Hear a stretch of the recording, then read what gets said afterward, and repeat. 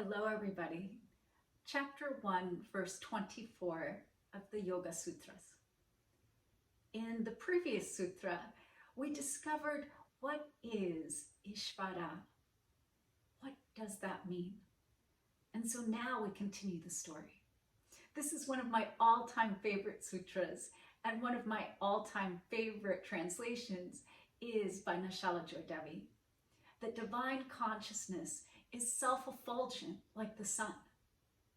And so if we define Ishvara as divine consciousness, does the divine live within you, here in your heart?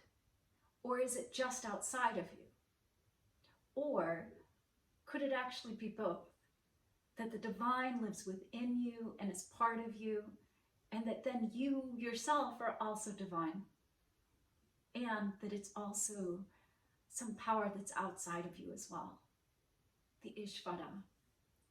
And so if you think about a time in your life where you have been so in love, that initial stage especially where everything looks brighter, shinier, food tastes better, and you just want to spend all your time with this beautiful beloved person, that's what this feeling is like. And in that moment of complete devotion, right, that is this chapter 1, verse 24, to the beloved, we lose track of time. And we really believe anything is possible. You know that feeling? Then this is it. And this is a reminder that divine consciousness is part of you, and truly it is without limit, that anything is possible for you. How do we find that? How do we tap into that? Well, we have to open our hearts.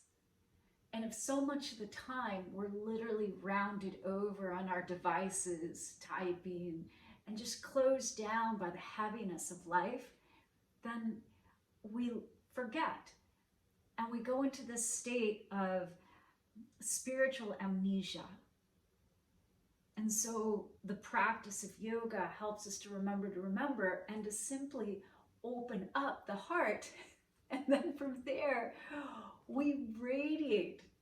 And it is self-effulgent like the sun.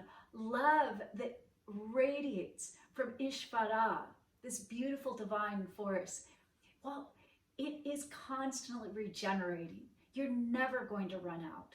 It's just like that feeling of being in love with someone where you truly are so enamored and so consciously in union that you know that you're not going to run out of love for this beloved, and that they're not going to run out of love for you. That it will constantly be there, self-effulgent, like the sun that comes out every single day and shines on everyone. This is the feeling and the expression of chapter 1, verse 24. And so think about how you can apply that in your life. Are you in a point right now where you feel devoid of devotion, passion, excitement? Do you not feel loved?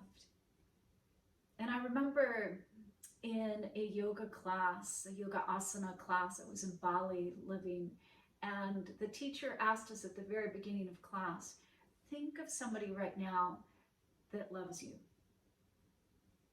It's such a simple question. And immediately tears started to roll down my face. And the very first person that I thought that loves me unconditionally is my mother, Lourdes Mordini. I could cry right now. She is so devoted to me and has been through so much turbulence. For my life hasn't always been peaceful, and there's been trauma, and it's hurt her and pained her, maybe sometimes even more than me. But her devotion to me, she would give up anything and everything to protect me to love me, to let me know that I feel and am loved. That's that feeling of this sutra. And I know that we're all capable of it. And yet, when I meet students, it's often a first difficult obstacle to meet and move beyond, that love is self-effulgent. So think about now how easy it is for you to say to someone, I love you. Or are you hoarding love? Do you feel like there's a scarcity, there's a limit? Like, I only have like 5 times more I can say this in my entire rest of my life. I'm only limited, I can only say it to 3 people the whole of my life. I can't just love everybody. That's impossible. Is it? Well, divine consciousness loves all of us, just like the sun. And there is no one. It is an unconditional experience. And you just have to open your heart to receive it and know that you are so loved and that you are so, so deeply cared for.